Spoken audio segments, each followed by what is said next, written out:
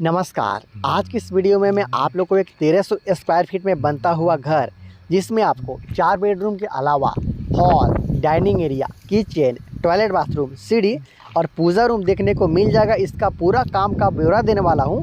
साथ में इस घर को बनाने में अब तक कितना रुपये का खर्चा आया है, इसके बारे में भी पूरा जानकारी देना चाहता हूँ।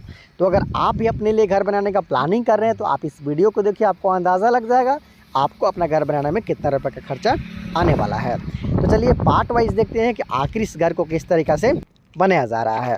सबसे पहले बात कर लेंगे इस बनते हुए घर का साइड एलिवेशन का। तो देख सकते हो जो भी इस घर के लिए विंडो का प्रयोग किया गया है, बिल्कुल सिंपल वे में ही बनाया गया है। देख सकते हो छज्जा के रूप में भी यहाँ पे बिल्कुल ही साधारण काम किया गया है साइड एलिवेशन में। लेकिन इस घर के सामने की तरफ सुंदर सा पोर्टिको भी आपको देखने को मिलता है, उसके बारे में भी बताऊँगा। लेकिन पहले साइड व्यू को हम लोग देख लेते हैं। थोड़ा और ऊपर चलते हैं तो देख सकते हो छत के ढलाई के समय 3 फीट का साइड में छज्जा निकाला गया है। सपोर्ट के लिए कैंटिलीवर का भी यहाँ पे सपोर्ट दिया गया है, जिसे हम लोग आम भाषा में लटक बीम बोलते हैं। उसके साथ साथ छज्जा में लाइटिंग के लिए पॉइंट वगैरह भी दिया गया है। उसके साथ साथ जो इस घर का छत है उसका ढलाई पे अगर आप गौर करते हो तो ढलाई के जस्ट ऊपर आपको 2 से 3 रदा के आसपास का जो जुराई है उसका काम भी आपको किया हुआ यहाँ पे नज़र आएगा। ऐसा इसलिए किया जाता है ताकि यहाँ पे स्टेनलेस स्टील का रेलिंग आसानी के साथ लगाया जा सके। आप देख सकते हो साइड की तरफ बिल्कुल आपको नीट एंड क्लीन, बिल्कुल आप अगर आप इसका कोर पे भी ध्यान देते हो तो बिल्कुल आपको नीट एंड क्लीन और पूरा एकदम स्ट्रेट कोर आपको नज़र आएगा। देखिए कितना अच्छा मिस्त्री और ठेकेदार के द्वारा यहाँ पे काम किया गया है।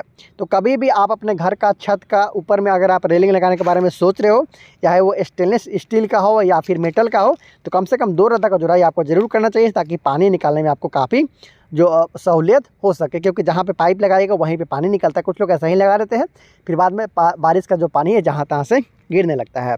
कॉर्नर व्यू की बात किया जाए तो देख सकते हो इस घर का कॉर्नर पे इस घर के लिए हॉल रखा गया है। और हॉल के लिए दोनों तरफ से आप देखोगे तो यहाँ पे विंडो के रूप में बड़ा साइज़ का इस्तेमाल किया गया। बड़ा साइज़ का विंडो यहाँ पे लगाया गया 10 mm का स्क्वायर एरिया के साथ में। एक अच्छा नीट एंड क्लीन वर्क यहाँ पे आपको देखने को मिल रहा है। इस घर में जो ग्रिल है वो भी काफ़ी चीप एंड बेस्ट डिज़ाइन यहाँ पे यूज़ किया गया। उसके साथ साथ इस घर के सामने की तरफ का बात किया जाए तो यहाँ पे देख सकते हो एक पोर्टिको का निर्माण भी आपको किया हुआ दिख रहा था।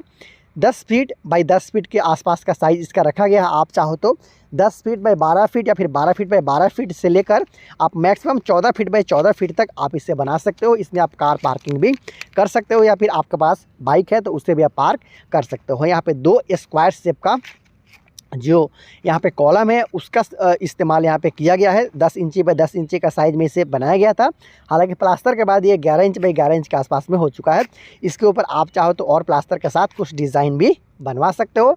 और उसके साथ साथ इस घर का जो पोर्टिको बनाया गया उसका साइड व्यू का बात कर लिया जाए तो यहाँ पे आप देख सकते हो कि आर्क शेप का जो काम है वहाँ पे किया हुआ आपको दिख रहा है। और ये सारी चीज़ मैं आपको इसलिए बता रहा हूँ ताकि आपको एक डिज़ाइन का आइडिया भी लगे और ये भी पता चले कि इस घर को बनाने में कितना रुपये का खर्चा आया है।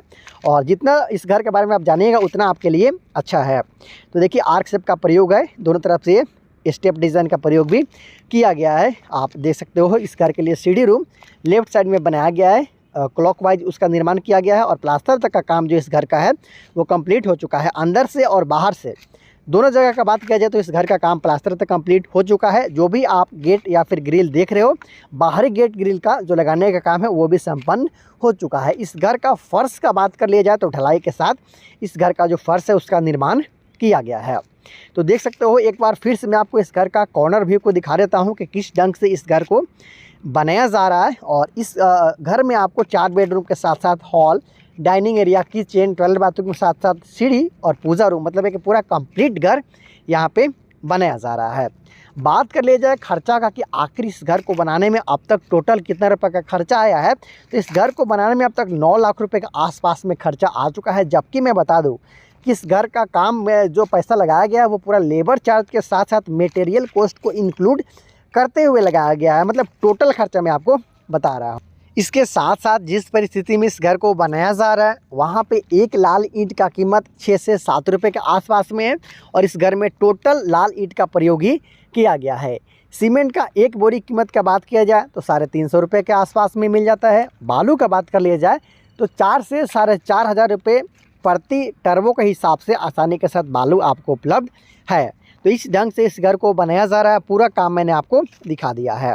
तो अगर आप भी अपने लिए इस तरीका का घर बनाना चाहते हो 1200 से लेकर 1400 स्क्वायर फीट के आसपास, तो आपको 9 लाख से लेकर 10 लाख के बीच में एस्टिमेशन इसका रखना चाहिए। अगर आपको निराला कंस्ट्रक्शन का वीडियो अच्छा लगता है, अब तक सब्सक्राइब नहीं किए तो चैनल को सब्सक्राइब आप ज़रूर कर लीजिएगा, क्योंकि यही एक चैनल है जहाँ पे आपको डेली बेसिस पे नया घर का डिज़ाइन मिलते रहता है। तो बहुत जल्द मिलते हैं अगले वीडियो में, तब तक ले दीजिए इजाज़त, नमस्कार।